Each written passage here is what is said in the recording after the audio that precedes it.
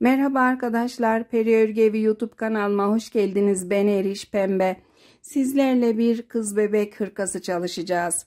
Kız bebek hırkası ama uygun renklerle erkek bebekler için de yapabilirsiniz. Örgümü gri renkle düz olarak ördükten sonra kollara ve tüm bedene, arka kısmına da popcornlar uyguladım ben. 2 yumak ip kullandım. 250 metre 100 gram olanlardan 2 yumaktan kalan ipim bu kadar. Yaka kısmından başlayacağız arkadaşlar. Tekstil tipi örgü başlama ile başlayıp 3 çizgi haraşo ördükten sonra çift lastik uygulaması yaptım. Daha sonra kısa satır dönüşleri ve yıldız artma tarif ettim. Kolları ve bedeni tamamladıktan sonra da popcornları tığla yaptım. Tamamını ayrıntılı şekilde anlatmaya çalıştım. Düğme olarak da 5 tane düğme kullandım. İnci düğme kullandım. Popcorn'a uygun olması için.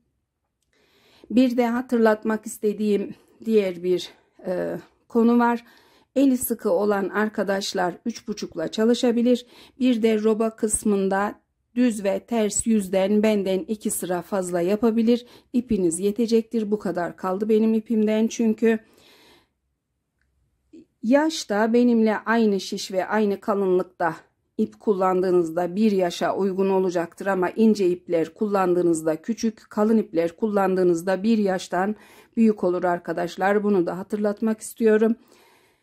Beni izleyen, destek olan tüm takipçilerime selamlar, sevgiler yolluyorum. Şimdi yapacak arkadaşlara kolay gelsin diyerek başlıyoruz. Örgümüze başlıyoruz arkadaşlar. 2 yumak gri ipimiz var. Bir de diğer örgülerimden kalan pembe ipim var. Pembe iple hırkamızı tamamladığımızda popcornlar yapacağız. Siz de diğer örgülerinizden kalan evdeki iplerden kullandığınız renge uygun kullanabilirsiniz. İpimizin markası Kartopu Baby One. 100 gram 250 metre. Benimle aynı renkte örmek isteyenler için renk No K993 antipilik bir ip. Şişimizde 3 milim şiş kullanacağım ben. 3 numara. Eli sıkı olan arkadaşlar 3,5 numara kullanabilir. Misinalı şiş sevmeyenler düz şişle de yapabilir. Şişimize 78 ilmek atacağız. 78 ilmeği ben atıp şişime hazırladım. Başlıyoruz şimdi ilk sıraya.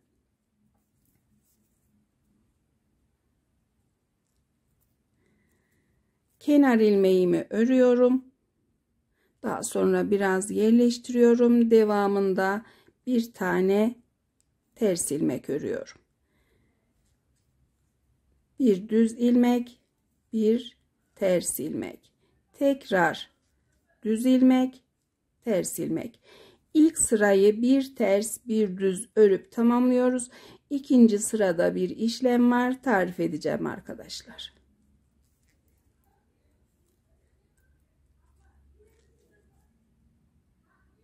Tamamladık bir ters bir düz örgüyü. İkinci sıradayız. İkinci sıra için kenar ilmeğimi örüyorum. Düzgün olmadı. Tekrar ördüm.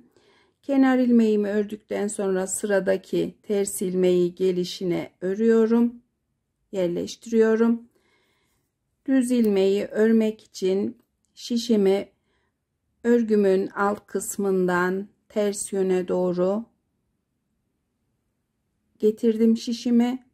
Ters yüzden düz ilmeği şişime alıyorum. Sol yöndeki şişten çıkarttım.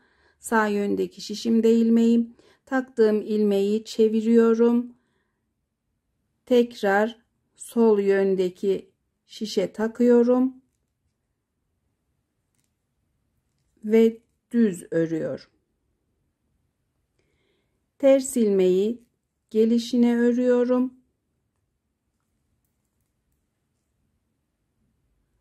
Düz ilmek için aynı işlemi yapacağım. Sağ yöndeki şişimi örgünün altından ters yüze doğru getirip şişimden ilmeği alıyorum. Sol yöndeki şişten çeviriyorum. ilmeği sağ yöndeki şişe takıp düz örüyorum. Ters ilmeği yine gelişine örüyorum. Daha sonra düz ilmek için şişimi örgünün ters yüzünden getirip sol yöndeki şişimden ilmeği sağ yöndeki şişe alıp çevirip tekrar takıyorum. Düz örüyorum. Yine ters ilmekteyiz. Gelişine ördük. Düz ilmek için aynı işlemi yapıyoruz. Çevirdim ilmeği, taktım, düz ördüm. Örgümüzün başlangıç kısmında böyle yaptığımızda daha düzgün bir görüntüsü olacak. Tekrar ilmeğimi ters ördüm. Düz ilmek için şişimi ters yüze getirip ilmeği takıp çevirip düz yüze alıp şişime taktım. Sıra boyunca bu işlemi devam ettireceğim. Aldım düz ilmeği, taktım, düz ördüm. Ters ilmeği gelişine ördüm. Düz ilmekte yine aynı işlemi yapıyorum.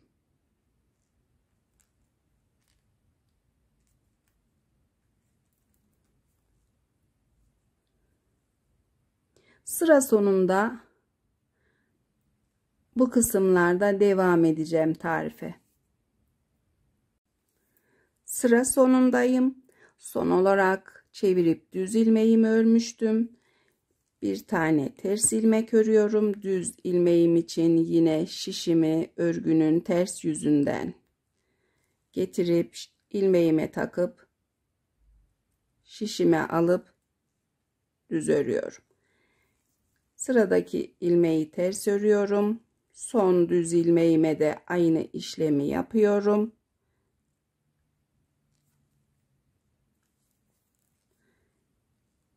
Düz örüyorum. Kenar ilmeğimi örmeden şişime taktım.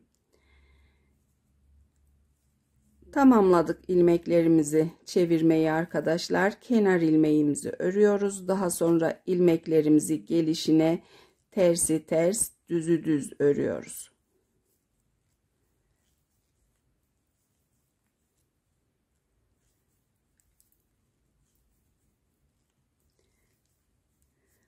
Sıramı tamamlıyorum. Daha sonra diğer sırada tarife devam edeceğim. Tamamladım, bir sıra örgüyü bir ters bir düz tamamladık.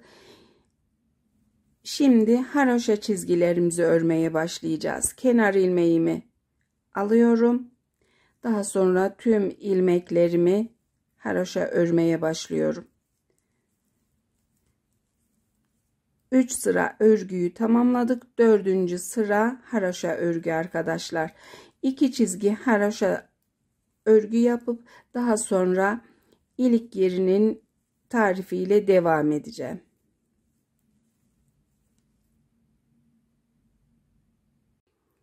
İki çizgi haroşayı tamamladım arkadaşlar.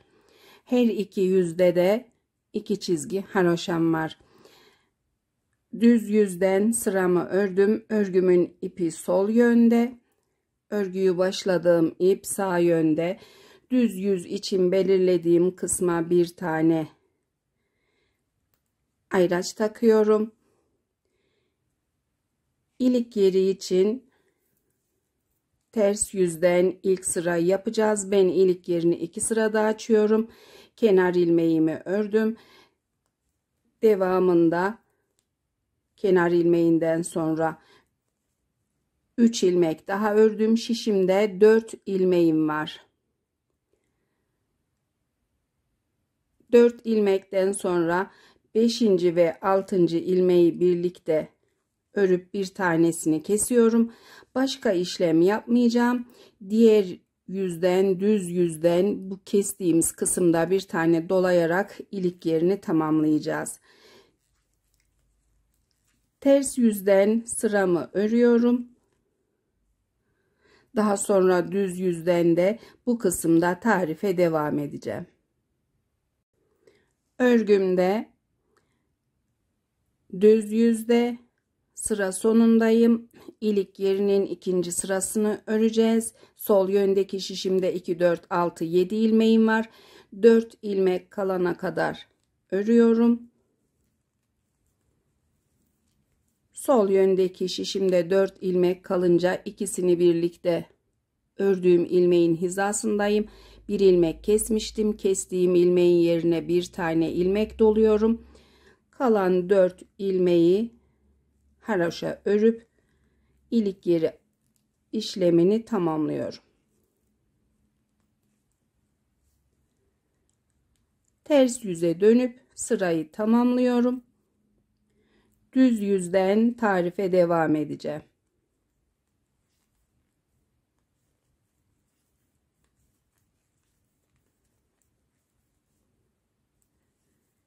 İlik yerimizin görüntüsü de bu şekilde arkadaşlar. Tamamladık 3 çizgi haroşayı. Örgümüzün düz yüzündeyiz. Şimdi sağ yöne 7 ilmek haroşa öreceğiz. Sol yöne 7 ilmek haroşa öreceğiz. Bu haroşa sayıları bizim bant sayılarımız olacak. 2 7 ilmeğin ortasında kalan bölüme ise çift lastik örmeye başlayacağız. Kenar ilmeğimi alıyorum. Devamında 6 ilmek haroşa örüyorum.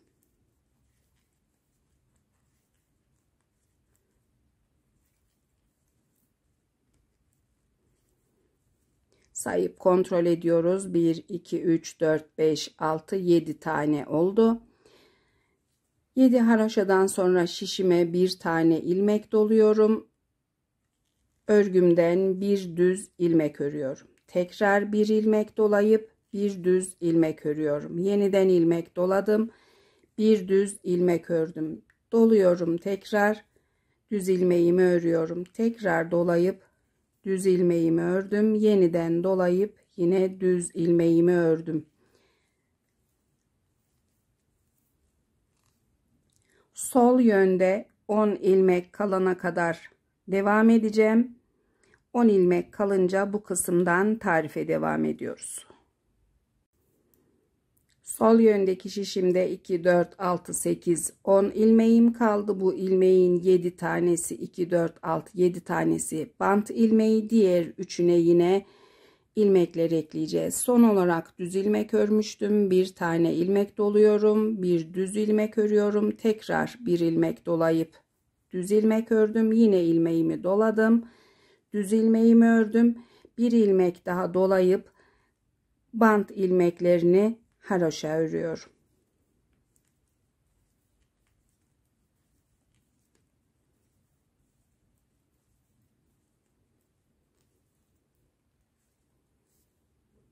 Ters yüze dönüyorum.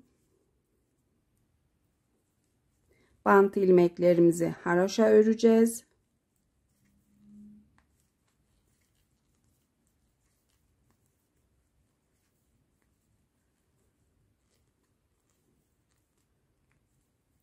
Tamamladık bant ilmeklerini.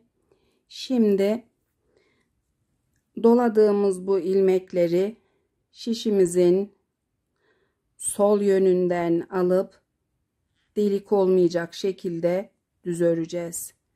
Diğer ilmeğimizi, ters ilmeği örmeden sağ yöndeki şişimizi alacağız.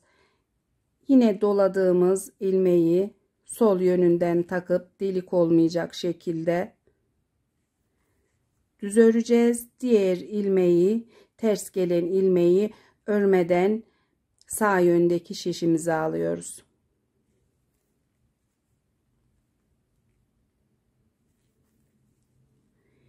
Ördüm ilmeğimi, ters ilmeği örmeden aldım. Yine doladığım ilmeği çevirip sol yönünden takıp ördüm. Ters ilmeği örmeden alıyorum.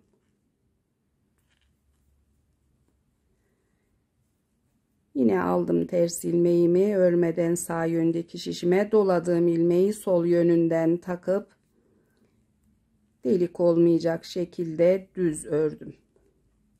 Sırayı tamamlıyorum. Düz yüzde tarife devam edeceğim. 7 ilmek bant ilmeği kalana kadar bu işleme devam ediyoruz. Ters yüzden sıramı tamamladım. Düz yüzdeyim.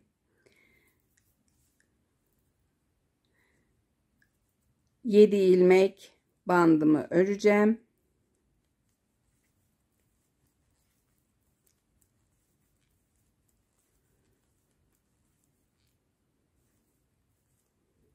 Bir, iki, üç, dört, beş, altı, 7 tane. 7 ilmekten sonra çift lastik bölümüne gelince ipimi ön yüze alıyorum. Ters ilmeği örmeden sağ yöndeki şişime alıp sıradaki düz ilmeği örüyorum. Tekrar ters ilmeği örmeden sağ yöndeki şişime alıp düz ilmeğimi düz örüyorum. Yine ters ilmeğimi örmeden alıp düz ilmeğimi düz örüyorum.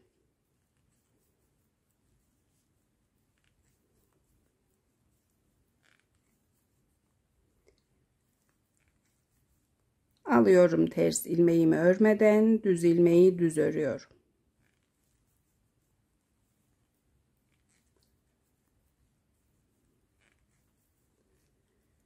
Düz yüzden sıramı tamamlıyorum. Ters yüzde tarife devam edeceğim.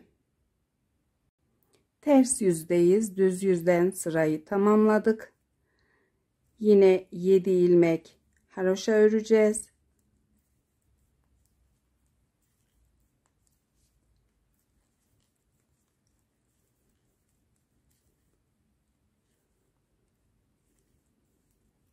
Bir, iki, üç, dört, beş, altı, 7 tane. 7 tane ilmekten sonra sırada düz ilmeğimiz var. Düz ilmeği düz örüyoruz. Diğer ters gelen ilmeği örmeden sağ yöndeki şişimizi alıyoruz.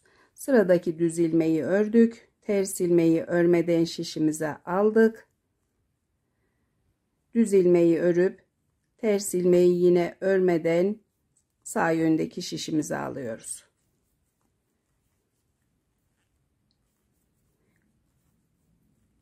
Ters yüzden de sırayı tamamlayıp düz yüzde devam ediyorum.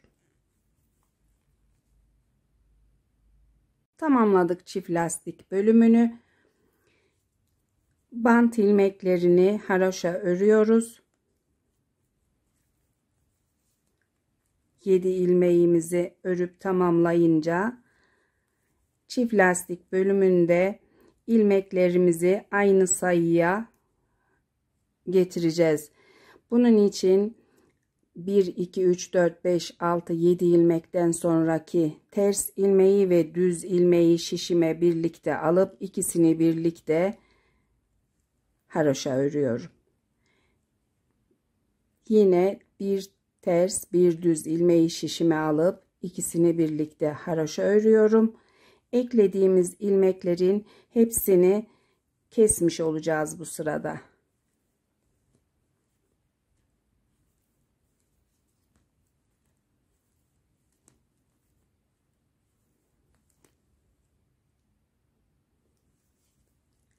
Düz yüzden sırayı tamamlıyorum. Ters yüzden de haroşa örüp düz yüzde tarife devam ediyorum.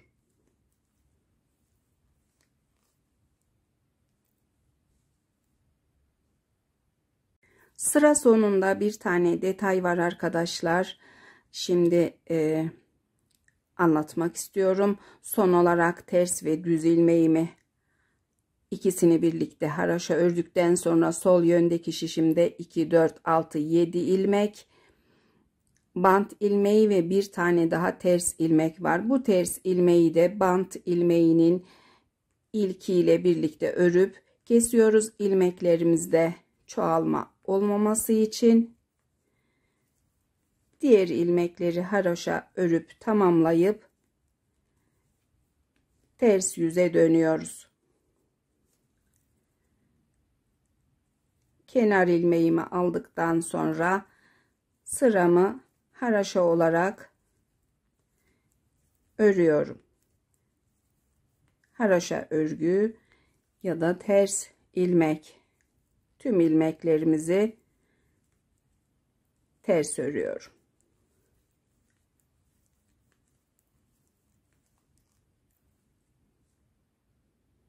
Düz yüzle tarife devam ediyorum.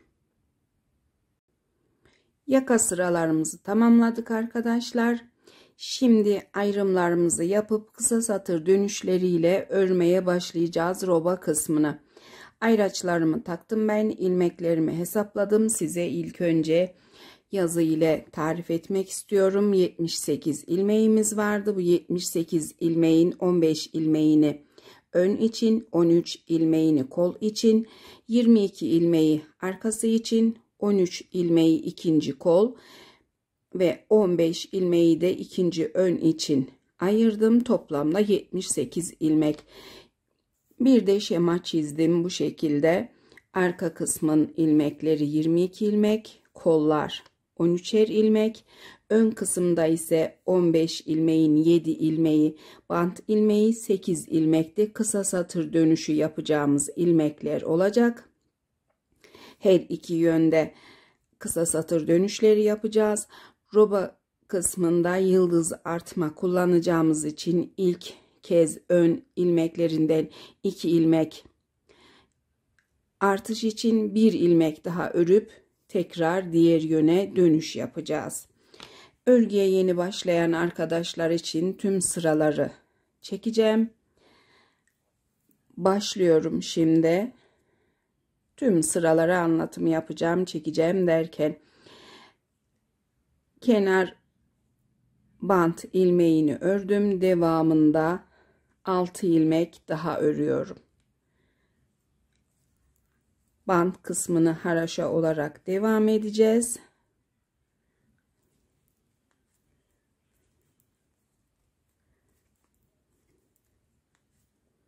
Bir, iki, üç, dört, beş, altı, 7 ilmeği ördüm. 7 ilmekten sonra ön kısımdaki 15 ilmeği ayracımdan önce 2 ilmek kalana kadar örüyorum. 1 2 3 4 5 6 ilmek ördüm. 2 tane ilmeğim kaldı. Bu 2 ilmeğimi sol yöndeki şişimden alıp yönünü değiştireceğim.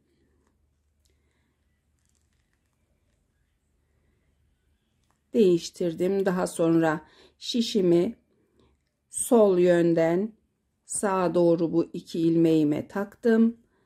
Bir kez ördüm. İlmekleri şişimde tutuyorum.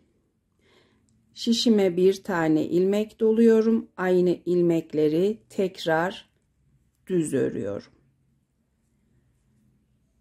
Bir tane ilmek eklemiş oldum. 2 ilmekten 3 ilmek çıkardım. Kol kısmındaki 13 ilmeğe başlıyoruz. Şimdi ilk 2 ilmeğin içinden şişimi takıyorum. Bir kez örüyorum. İlmeği şişimde tutuyorum. Bir ilmek doluyorum. Daha sonra tekrar örüyorum. Bir ilmek kol için artma ekledim. Pembe ayracıma kadar 2 ilmek kalana kadar örüyoruz. 1 2 3 4 5 6 7 8 9 ilmek ördük. 9 ilmek örünce kol kısmında 2 ilmeğimiz kaldı. Bu 2 ilmeğin yine yönünü değiştirip düzeltiyoruz. Düzelttikten sonra şişimi soldan sağa doğru takıp bir kez örüyorum. İlmekleri şişimde tutuyorum. Bir ilmek doluyorum. Tekrar örüyorum. Arka kısmın ilmeklerindeyiz. 22 ilmeğimiz var. 22 ilmeğin ilk 2 ilmeğini şişime alıyorum. Bir kez örüyorum. İlmeği şişimde tutuyorum. 2 ilmeği bir ilmek dolayıp Yine aynı 2 ilmeği bir kez daha örüyorum. Yine 2 ilmekten 3 ilmek örmüş olduk. Diğer pembe ayracımıza 2 ilmek kalana kadar ilmekleri düz örüyoruz. 18 tane düz ilmek örmüş olacağız.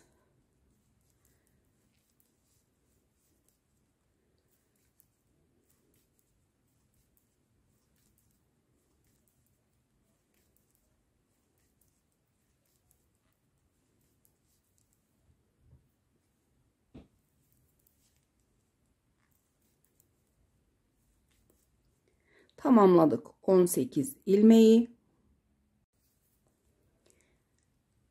2 ilmeğimizi şişimizden alıp yönünü yine değiştiriyoruz. Daha sonra şişimi yine soldan sağa doğru 2 ilmeğe birden taktım. Bir kez ördüm. Bir ilmek doladım. Tekrar ördüm. İkinci kol ilmeklerindeyiz. İlk 2 ilmeğe şişimi takıyorum. Bir kez ördüm. Bir ilmek doladım. Tekrar ördüm. Sarı ayracıma 2 ilmek kalana kadar örüyorum. 1, 2, 3, 4, 5, 6, 7, 8 ve 9. ilmeğim. 9 ilmekten sonra 2 ilmeğimizi aldık şişimizden. Yönünü düzelttik. Şişimizi soldan sağa doğru taktık. Bir ilmek ördük. Bir tane ilmek dolayıp tekrar ördük. Ön kısımdan 15 ilmekten ilk 2 ilmeğe şişimi takıyorum. Bir kez örüyorum. Bir ilmek doluyorum. Tekrar örüyorum. Sol yöndeki şişimde 2, 4, 6, 8, 10, 12, 13 tane ilmeğim var. Sadece bir ilmek daha örüyorum.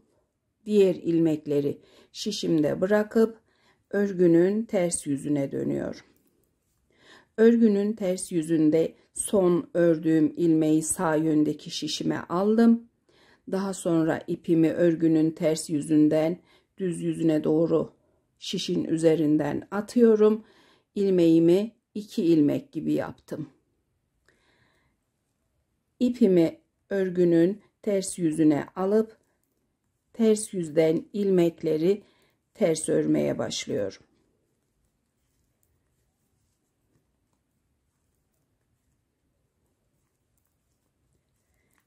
Herhangi bir işlem yok ters yüzde.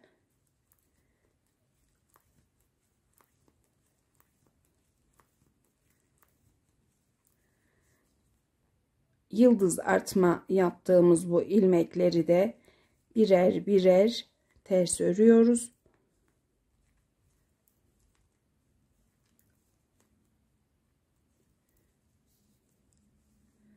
Devam edip mavi ayracımın olduğu kısma kadar ters örüp bu kısımda tarif edeceğim.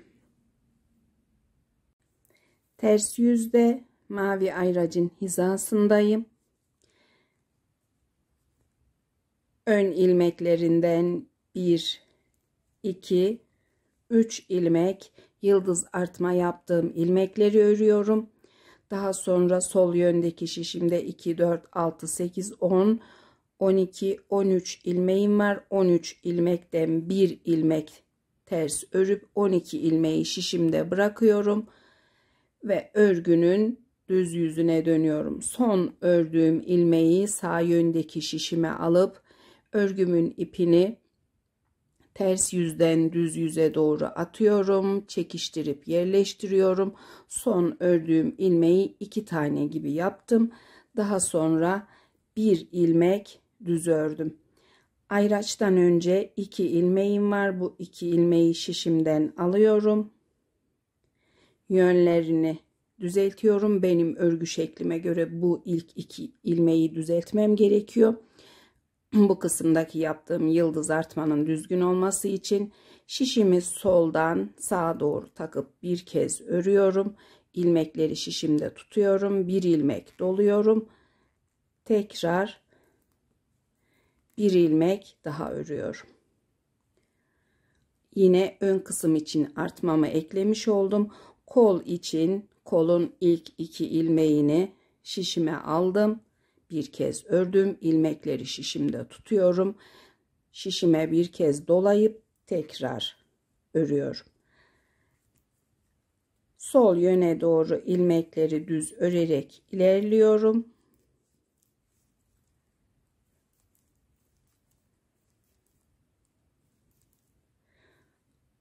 Bir önceki sırada 3 tane 2 ilmekten 3 tane ördüğümüz ilmeğin bir tanesini düz örüp diğer ikisini yönünü düzeltiyorum.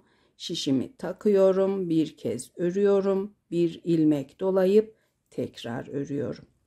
Kol için ikinci artmayı da ekledim. Arka kısmın ilk 2 ilmeğini şişime aldım. Bir kez ördüm. Doladım. Tekrar ördüm. Devam ediyoruz ilmekleri düz örerek.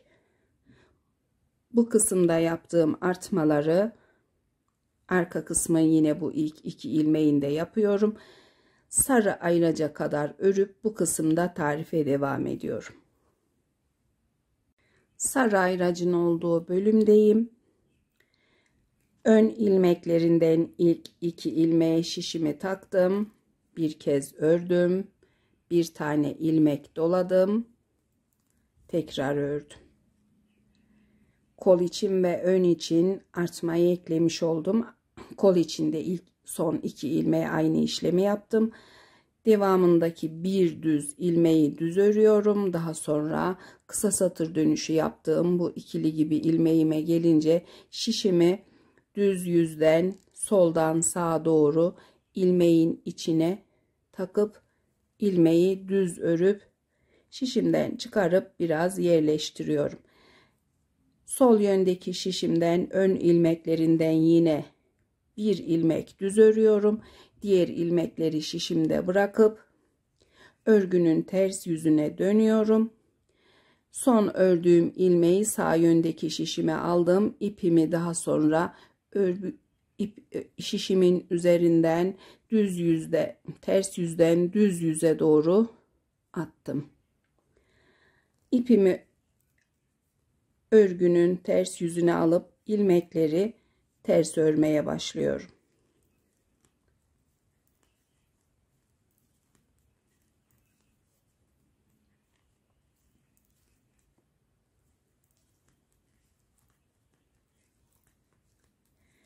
Ters yüzde ilerliyorum.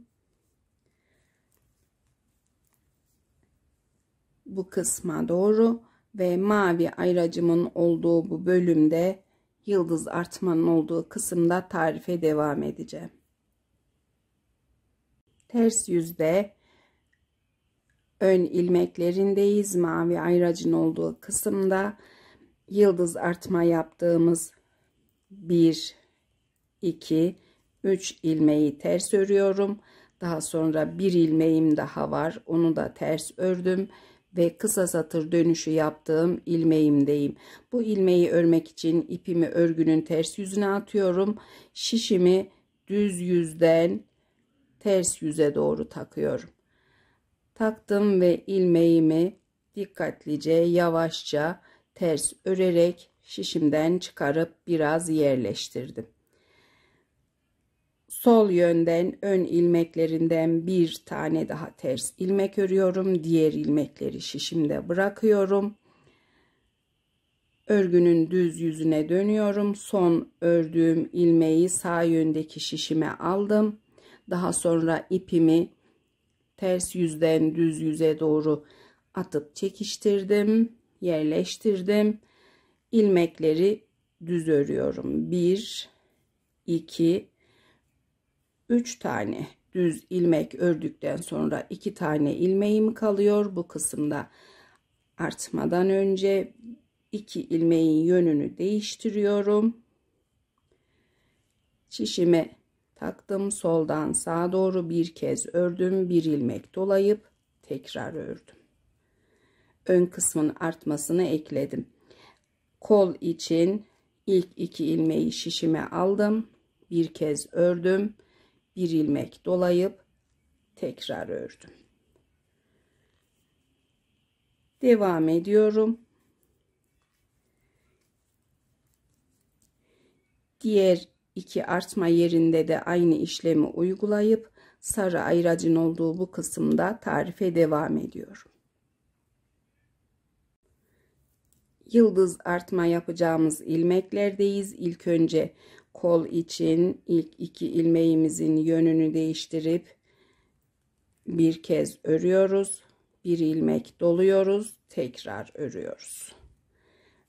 Ön kısımdan ilk 2 ilmeği şişimize alıp ördük. Bir ilmek doladık. Tekrar ördük. Devam ediyoruz. 1, 2, 3 ilmek düz örüyoruz ve kısa satır dönüşü yaptığımız ilmekteyiz.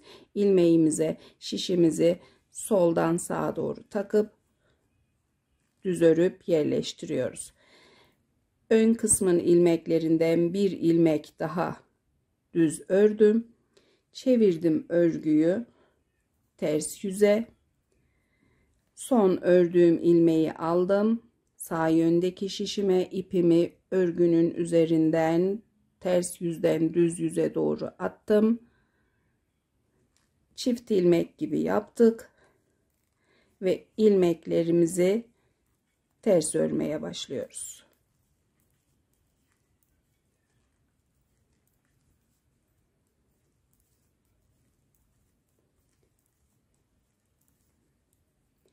Sıra boyunca devam ediyorum ve ayracın olduğu hizada tarife devam ediyorum. Ters yüzde ön ilmeklerindeyiz. Yıldız artma yaptığımız ilmekleri ters yüzden ters örüyoruz. Kısa satır dönüşü yaptığımız ilmeğe kadar da diğer ilmekleri ters örünce ilmeğimiz kendini belli etti. Kısa satır dönüşü ilmeğindeyiz. İpimi örgünün ters yüzüne alıp şişimi de düz yüzden ters yüze doğru ilmeğin içinden takıyorum arkadaşlar. Böyle takıyorum. Daha sonra ilmeği dikkatlice ters örüp yerleştiriyorum. Sol yöndeki şişimden bir ilmek ters daha örüyorum. Şişimde 2, 4, 6, 8, 10 ilmeğim var. 10 ilmeği bırakıyorum. Örgünün düz yüzüne dönüp son ördüğüm bu ilmeği sağ yöndeki şişime alıp örgümün ipini ters yüzden düz yüze doğru atıp ilmekleri düz örüyorum.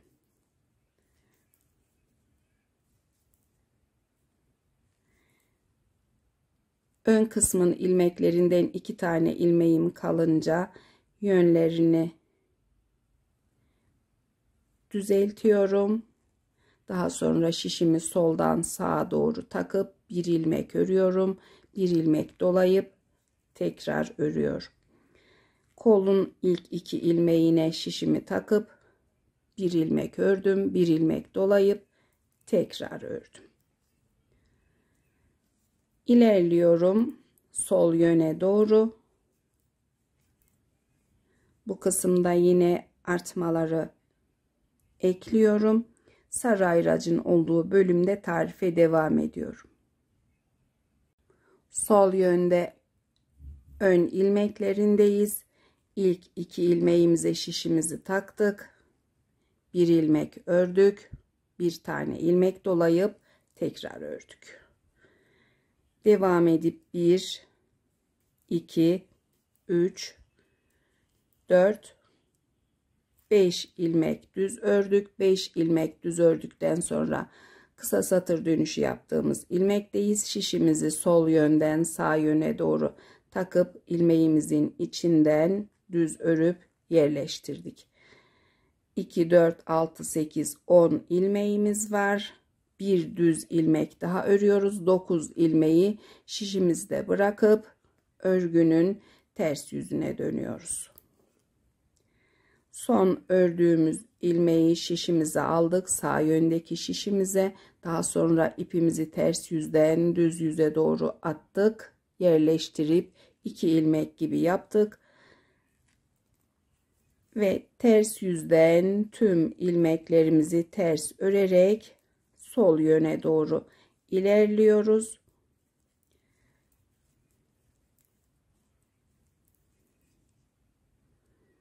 Devam edip bu kısımda tarife devam ediyorum. Ters yüzde ön ilmeklerindeyiz. Kısa satır ilmeğine kadar ilmeklerimizi ters örüyoruz.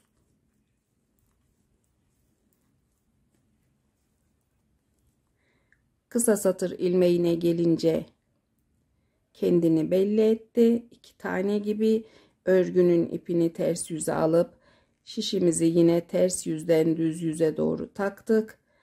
İlmeği ters ördük. Yerleştirip birazcık sıkılaştırıyorum. Daha sonra 2, 4, 6, 8, 10 ilmeğim var. Bir ters ilmek daha örüp 9 ilmeği şişimde bırakıp örgünün düz yüzüne dönüyorum. Son ördüğüm ilmeği sağ yöndeki şişime aldım. Daha sonra ipimi ters yüzden düz yüze doğru atıp sıkılaştırdım. İlmekleri düz örmeye başladım.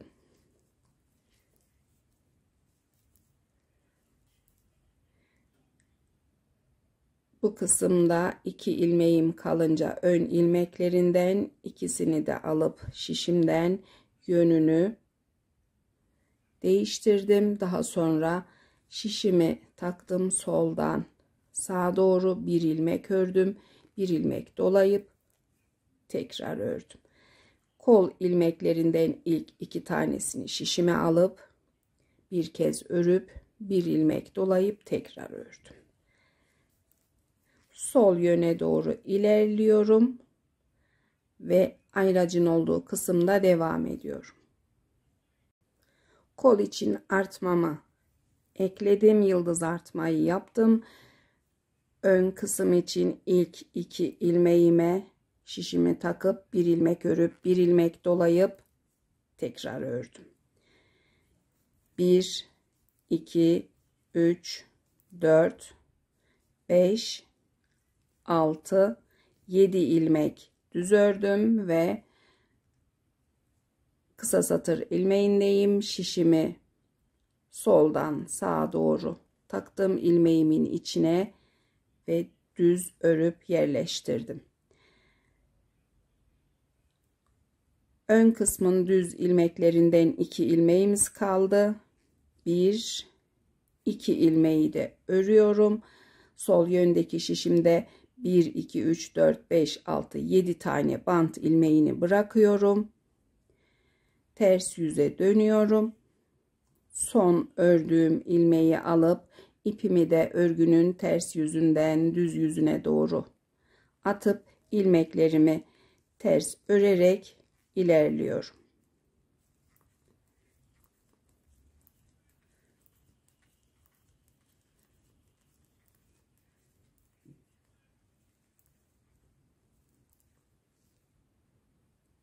Devam edip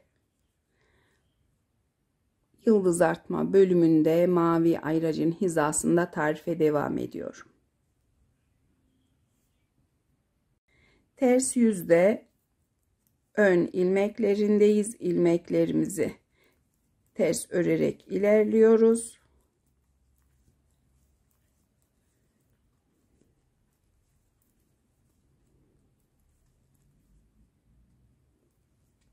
Bir ilmeğimiz daha var. Bir ilmekten sonra yine kısa satır dönüş ilmeğindeyiz. İpimizi örgünün ters yüzüne atıp şişimizi düz yüzden ters yüze doğru takıp ilmeğimizi ters örüp şişimizden çıkarıp yerleştirdik. Sol yöndeki şişimizde 2, 4, 6, 8 2, 4, 6, 8, 9 ilmeğimiz var. 2 ilmek ters örüp 7 ilmek bant ilmeğini şişimizde bırakıyoruz. Düz yüze dönüyoruz. Son ördüğümüz ilmeği alıp örgümüzün ipini ters yüzden düz yüze doğru atıp yerleştiriyoruz. Sıkılaştırıyoruz biraz. Ön ilmeklerini düz örerek ilerliyoruz.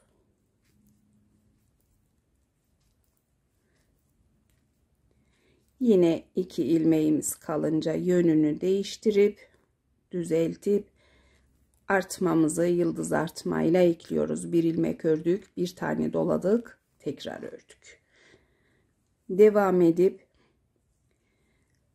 ikinci önde kısa satır dönüşü yaptığım ilmeğe kadar, bu kısma kadar, bir ilmek kalana kadar örüyorum. Düz yüzde ön ilmeklerindeyiz. Kalan son düz ilmeğimizi ördük ve yine kısa satır ilmeği şişimizi düz yüzden soldan sağa doğru takıp ilmeğimizi düz ördük. Devamında 7 ilmek bandımızı da örüp işlemi tamamlıyoruz.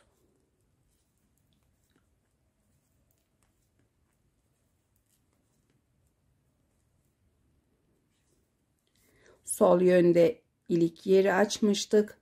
Diğer ilik yerlerimizi 12 çizgi haroşa ile açacağım ben.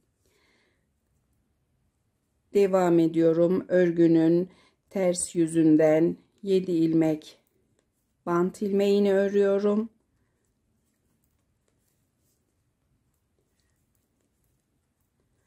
Roba kısmındaki ilmekleri de artık işlem olmadığı için ters örerek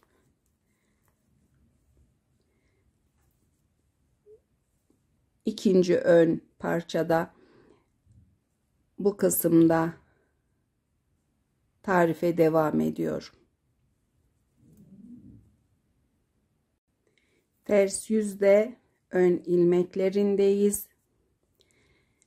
Bir tane ters ilmeğim kaldı, ördüm. Daha sonra kısa satır ilmeğindeyim. İpimi örgünün ters yüzüne atıp şişimi de ters yüzden düz yüze doğru ilmeğin içinden takıp ters ördüm. Daha sonra 7 ilmek haroşa örüyorum.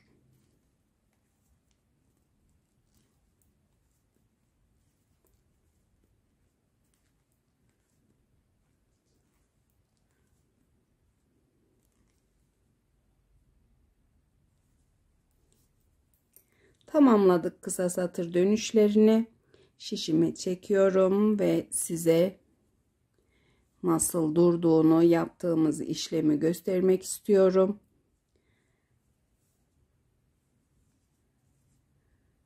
Her iki yönde de görüntüsü böyle. Şimdi arkadaşlar düz yüzde 4 yerde artmalarımızı ekleyerek örgümüze devam edeceğiz. Roba kısmında yeterli ilmek sayısına ve büyüklüğe geldiğimizde kol ve beden kısmını ayırarak kollarla devam edeceğiz. Benden büyük ilmeklerle başladığımız zaman bu kısımdaki kısa satır dönüşlerini 2 ilmek yıldız artmayı yaptıktan sonra 1 1 2 2 3 şeklinde ilmekleri kavisli şekilde yapabilirsiniz. Devam ediyoruz. Şişimi yerleştirip yeterli büyüklüğe gelene kadar örüyorum.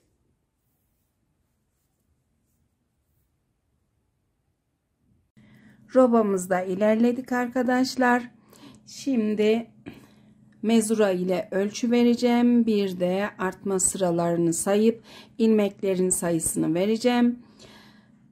Roba kısmında yeterli büyüklüğe geldiğimiz için düz yüzden son sıramı ördüm. Ters yüzden örüp kol kısmını örmeye devam edeceğiz. Robamızın arka kısımdan, yaka kısmından ördüğümüz kısma kadar örgümüzün yüksekliği 14,5 santim.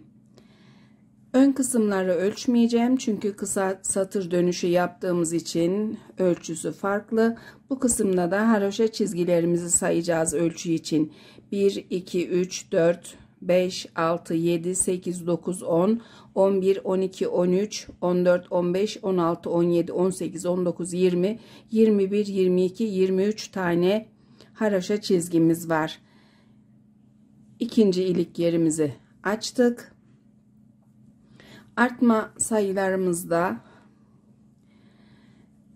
1, 2, 3, 4, 5, 6, 7, 8, 9, 10, 11, 12, 13, 14, 15, 16, 17, 18, 19, 20, 21 ve 22. artmam ilmeğimde düz yüzden ördüğüm için ters yüzden sırası yok. Yıldız artma şekline ters yüzden kol ve diğer parçaları örmeye başlarsak daha uygun olacağı için bu şekilde yaptım. Bir de ilmek sayılarımızı söyleyecektik. Önler 37 ilmek, kollar 57 ilmek, arkası 66 ilmek oldu arkadaşlar. Kol kısmına sağ ve sol yönde birer ilmek ekleyeceğim. 57 ilmeğimiz 59 ilmek olacak.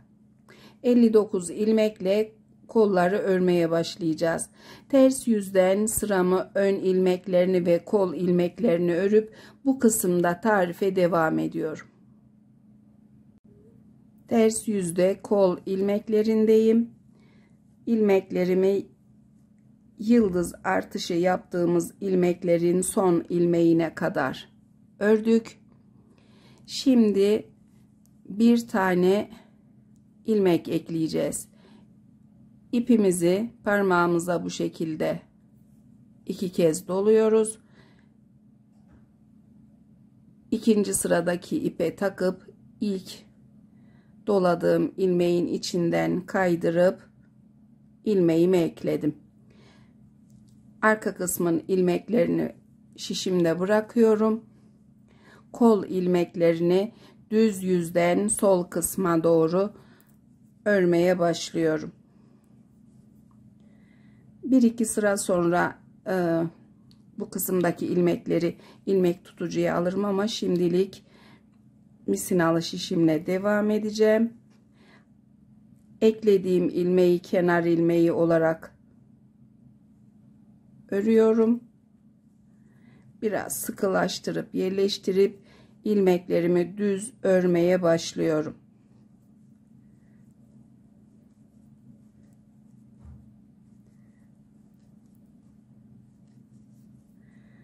Sıra sonunda bu kısımlarda tarife devam edeceğim. Kol ilmeklerinde sol yöndeyiz. Yıldız artma ilmeklerine kadar tüm ilmeklerimizi örüyoruz.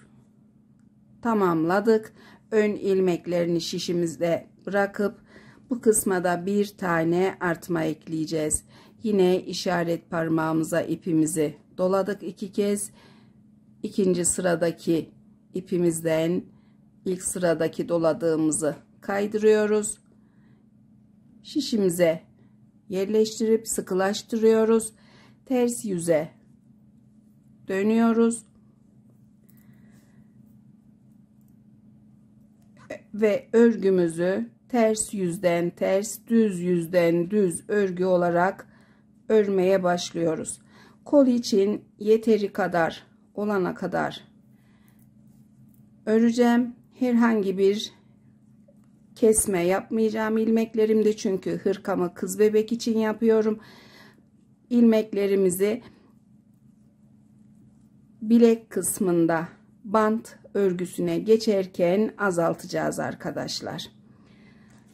Kol kısmında 57 ilmeğimiz vardı. 2 ilmek ekledik. 59 ilmekle devam edip yeterli uzunluğa gelene kadar örüyoruz.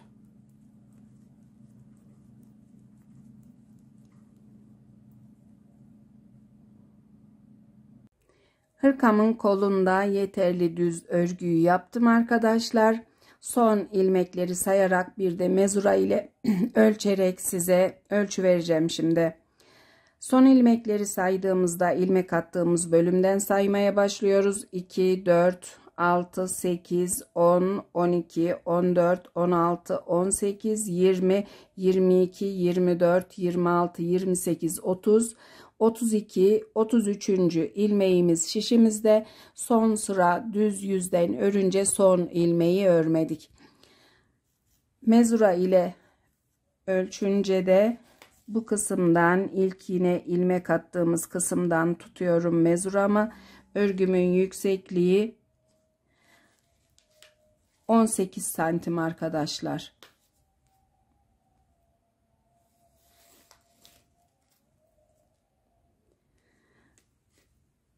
Yeterli bu kadar örgü. Kol bandından önceki düz örgü. Şimdi ilmeklerimizde biraz kesme yaparak haroşa çizgilerimizi örmeye başlayacağız. Kenar ilmeğimi örüyorum. Daha sonra 1, 2 ilmek haroşa ördüm. 3. ve 4. ilmeği şişime birlikte alıyorum. İkisini birlikte örerek bir ilmek kesmiş oluyorum. Yine 1, 2 ilmek daha haroşa örüyorum. 3. ve 4. ilmeği şişime alıp ikisini birlikte örüyorum. Yerleştiriyorum ipimi, sıkılaştırıyorum biraz. 2 haroşayı ördüm yine. 3. ve 4. ilmeği şişime alıp birlikte ördüm. 1, 2 ilmek haroşa, 3. ve 4. ilmeği birlikte örüyorum.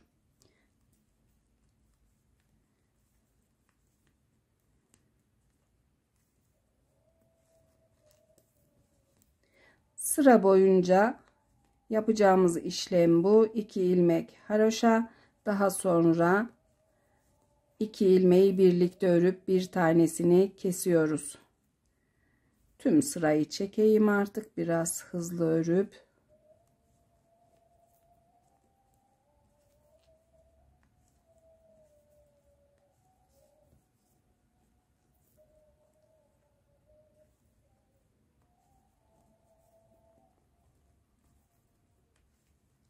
İki ilmeği ördüm. Devamındaki 2 ilmeği ise birlikte örüp bir ilmek kesiyorum.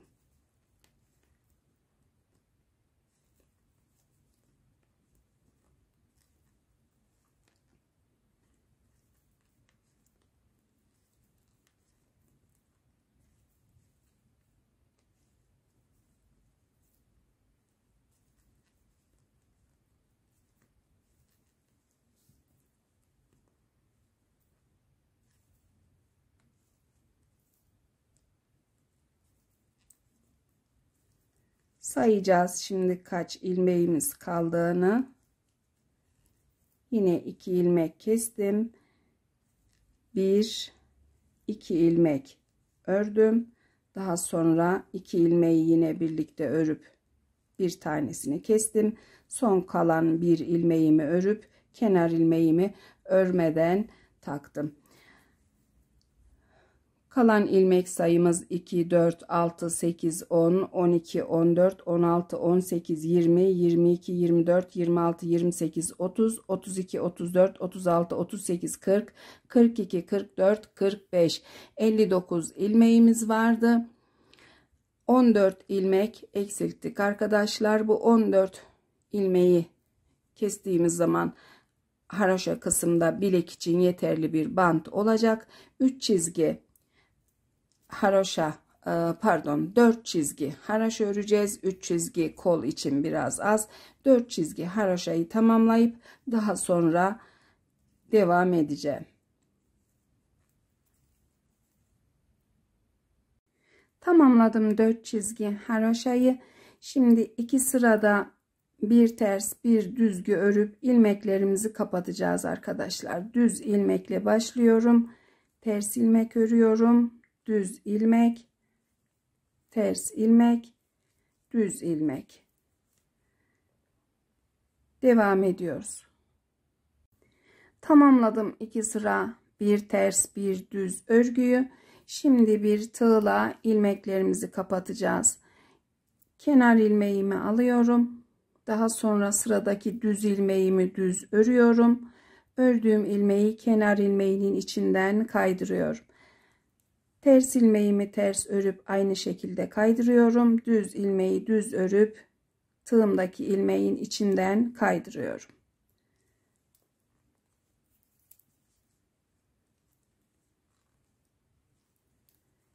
İlmeklerimin tamamını kapatıp ipimi de bu kısma, arka kısmın ters yüzden ilmeklerin hizasına bağlayıp devam edeceğiz. Bağladım ipimi arkadaşlar. Kol kısmından olan ilmek tarafına bağladım. Açıklık olmaması için artma yerindeki ilmeğimizin arasında arka kısmın ilmeklerini örmeye başlıyoruz. Ters yüzden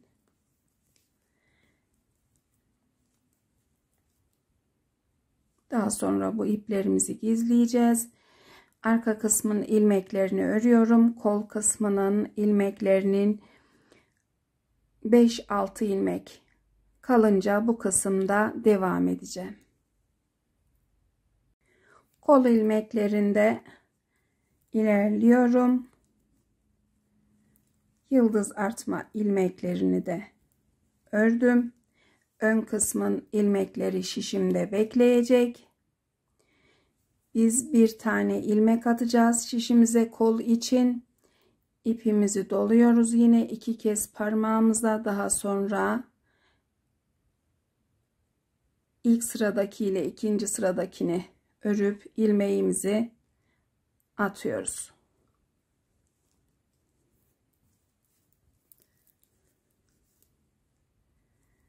Düz yüze dönüyoruz.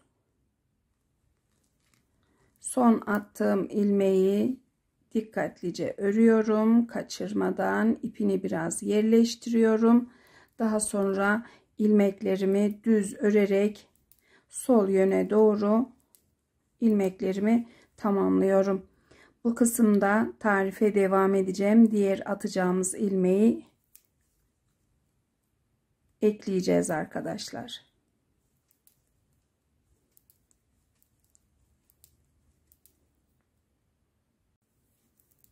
Tamamlıyoruz düz yüzde kol ilmeklerini. Yıldız artma ilmeklerini de örüyoruz. Bir ilmek de kol için sol yönde atacağız. İpimizi yine doluyoruz parmağımıza. İkinci sıradaki ipimizden şişimizi takıp diğer doladığımız ipin içinden kaydırıp ilmeğimizi yerleştirdik. Yine kol kısmında 57 ilmeğimiz vardı. 2 ilmek ilave ettik. 59 ilmekle ikinci kol kısmını da örüp tamamlayacağız. Diğeriyle aynı sırada öreceğiz arkadaşlar. Kol bandı için bu kısma gelince aynı sayıda ilmek eksiltip sıraları aynısı gibi öreceğiz. Aynısı olduğu için çekim yapmayacağım. İkinci kolu da tamamlayıp daha sonra devam ediyorum. Ördüm attığım ilmeğimi, ters yönden ilmeklerimi ters örüyorum.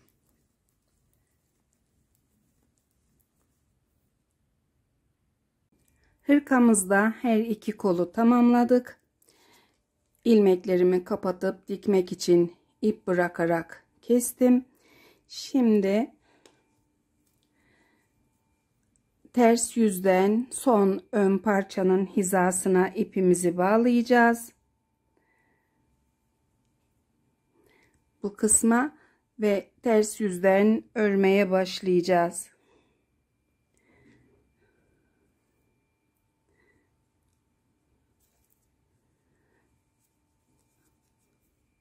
Kol ilmeğinin hizasından bir tane ilmek alıp tığıma ipimi bir tane geçici düğümle bağlıyorum.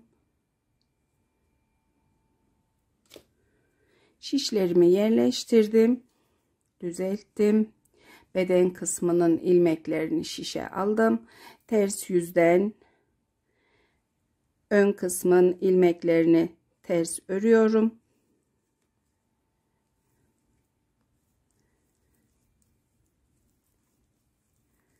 Ters sırayı örüp düz sıradan da bu seviyede tarife devam edip kol altında takacağımız ilmekleri tarif edeceğim arkadaşlar.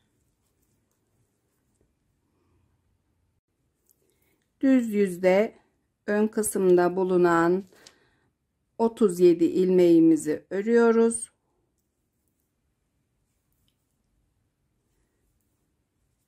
Şimdi bir tane ilmek takacağız. İlmeğimizi kol kısmındaki bu sıramızdan alacağız arkadaşlar.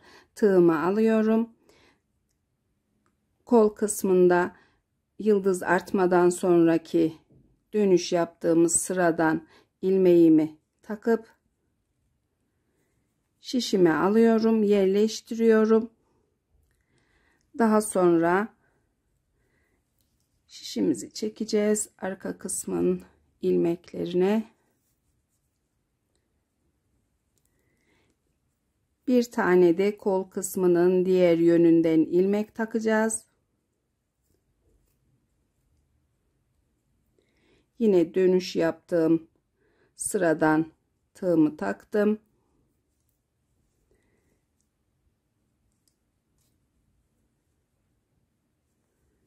Sağ yöndeki şişime ilmeğimi aldım. Yerleştirip sıkılaştırıyorum ve arka kısımdaki ilmekleri düz örerek diğer kol altına doğru ilerliyorum.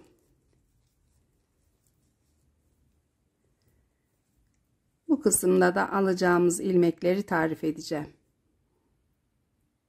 Tamamladım arka kısmın ilmeklerini. Şimdi bir tane tığımızla ilmek alıp takacağız. Takacağımız ilmek yine kol kısmında dönüş yaptığımız sıradan tığımızla alıp şişimize taktık. Arka kısımda 66 ilmeğimiz vardı. 68 ilmek oldu. Diğer yönden de şişimizi yerleştiriyoruz. Tığımla kolun bu yönünden de bir tane ilmek alıyorum. Şişime yerleştirdim. İkinci ön ilmeğimizde 38 ilmek oldu. Başka ilmek eklemeyeceğiz arkadaşlar. Şişimizdeki ilmeklerimizle düz yüzde düz, ters yüzde ters, yeteri kadar uzunluğa gelene kadar devam ediyorum. Daha sonra haroşa çizgilere geçeceğimiz zaman tarife devam edeceğim. İlik yerlerini 12 çizgi haroşa ile açıyoruz. Hırkamın beden kısmında düz örgü bölümünü tamamladım arkadaşlar. Düz örgüden sonra kol kısmındaki gibi 4 çizgi haroşa ördüm. 1 2 3 4. Daha sonra bir ters bir düz 2 sırada örgü ördüm. Mezura ile ölçü vereceğim. Bir de haroşa çizgileri sayarak ölçü vermek istiyorum. Örgümüzü kol altından düzelttik çekiştirmeden. Ve beden kısmından ölçtüğümüzde düz örgümüzün yüksekliği 20 santim. Haroşa bölümü ise bir ters bir düz örgüyle beraber 2 santim, toplamda 22 santim yüksekliği var örgümüzün. İşaret taktım bu kısma. İşaretimden sonraki çizgilerim beden örgüsüne dahil sayıyoruz. 1, 2, 3, 4, 5, 6, 7, 8, 9, 10, 11, 12, 13, 14, 15, 16, 17, 18, 19, 20, 21, 22, 23, 24, 25, 26, 27, 28, 29, 30, 31, 32, 33, 34, 35, 36 tane haroşa çizgimiz var. Daha sonra da diğer haroşa çizgimizle birlikte 40 çizgi haroşa. İlmeklerimizi kapatıyoruz. İlmeklerimi kapatmayı tamamlayıp popcorn tarifiyle devam edeceğim. Kol kısmındaki gibi bir ters, bir düz örerek tığımızla ilmeklerimizi kapatıyoruz artık.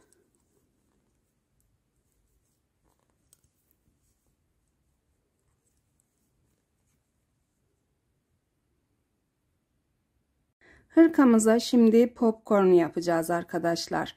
Kol kısmının popcornlarını bir tanesini yapıp tamamladım. Diğerini tarif için bıraktım. Daha sonra da beden kısmına yapacağım. Ben isteyen sadece kollara yapabilir. Arzu eden beden kısmının kol altına yapabilir. Tercih sizin arkadaşlar. Pembe renk kullanacağım. İsterseniz birden çok renk de kullanabilirsiniz. Kol kısmında ilk popcornumu 1, 2, 3, 4, 5, 6, 7, 8, 9 tane düz ilmeğimin ortasına 5. ilmeğin hizasına yaptım. 1, 2, 3 sıra sayıp dördüncüsüne 4. ilmeğe yaptım. Daha sonra 20 sıra sayıp 21.'ye tekrar popcorn yaptım ve devam ettim. Diğer popcornlarımın arasında da 15 ilmek var arkadaşlar. Saydığım bu 5. ilmeğimin sağına ve soluna 7'şer tane ilmek saydım.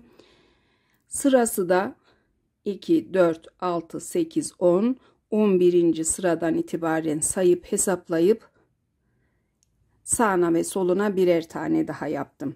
Diğer kolda da işaretledim yerlerini.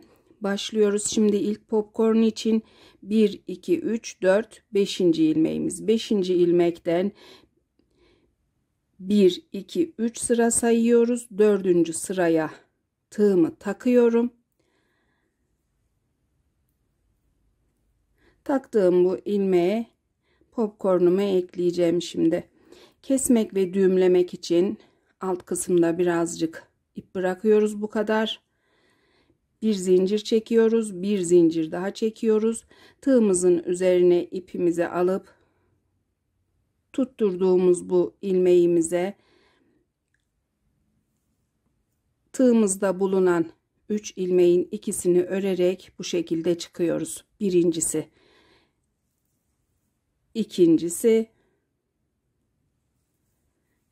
üçüncüsü ve 4. dolgumuz. Tığımızda 5 tane ilmek var. Hepsini birlikte topluyoruz. Sıkılaştırıp bir zincir daha çekiyoruz. Daha sonra yine düğümlemek, bağlamak için ip bırakıp kesiyorum. Ters yüzden tığımı popcornun hizasından, yaptığım ilmeğin hizasından düz yüze çıktım. Her iki ipimi de ters yüze tığımla aldım. Daha sonra bir ilmekten bir tanesini bir alt sıraya alıyorum. Düğümümün ortasında bir tane gri ilmek sırası var. Düğümüme iplerime 3 tane düğüm atacağım. 1, 2, 3. Düz yüzden düzeltip şekil veriyoruz. Daha sonra tığımızı popcornun ortasından ters yüze taktık yine.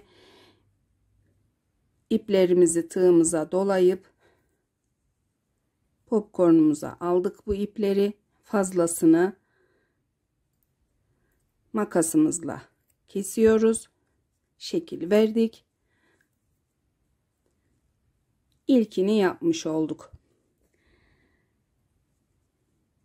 İkincisi için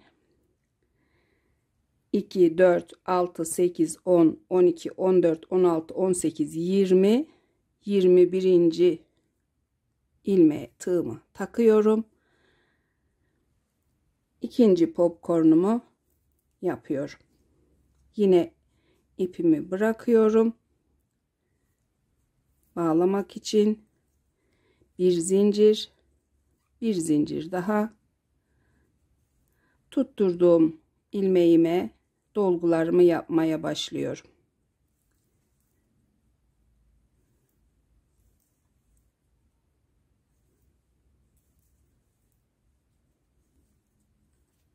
Bir zincirle sıkıladım. Bağlamak için, düğümlemek için mesafe ip bırakıp kestim. İkincisi, sol yanındaki için işaretlediğim kısma tığımı takıyorum.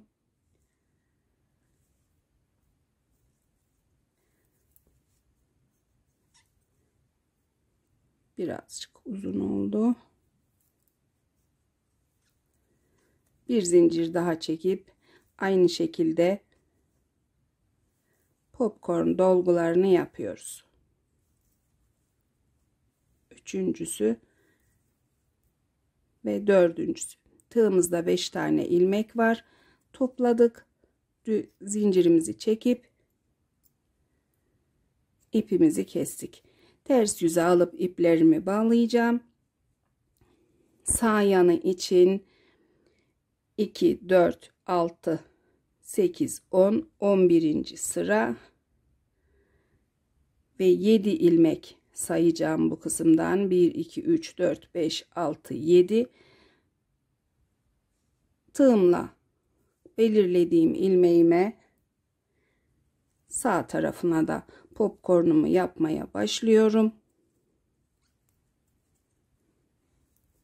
Diğer koldaki gibi sayılarımı ve sol tarafa ilmeklerimi sağa sola belirleyerek devam edip tamamlıyorum. İlk yaptığınız ilmekten itibaren 20 sıra sayıp 21.'ye tutturarak yaptığınızda mesafesi güzel olacaktır arkadaşlar.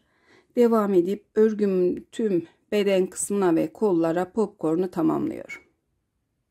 Tamamladım hırkamı arkadaşlar. Kol dikişlerini yaptım. Düğmelerini diktim. Tüm bedende de popcorn çalıştım. Bedendeki popcorn için bandımızdan sonra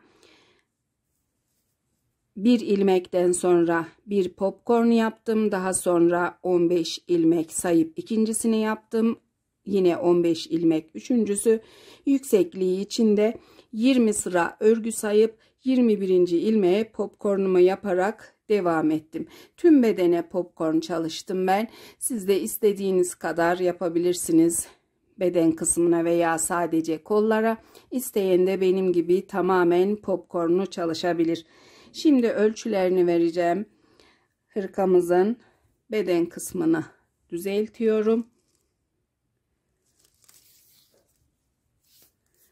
Hırkamızın genişliği 25 santim arkadaşlar. Kol altından uzunluğu 22,5 santim.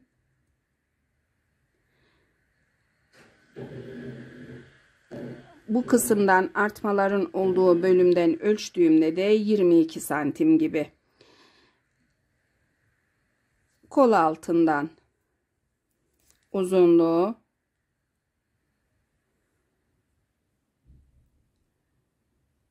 18,5 santim. Tam boy beden uzunluğu ise omuz kısmında 35 santim arkadaşlar. 1 yaşa uygun bir hırka oldu. Tamamladık örgümüzü de. Tarifimizin sonuna geldik. Beni izlediğiniz için çok teşekkür ediyorum. Kapadokya'dan hepinize sevgiler yolluyorum.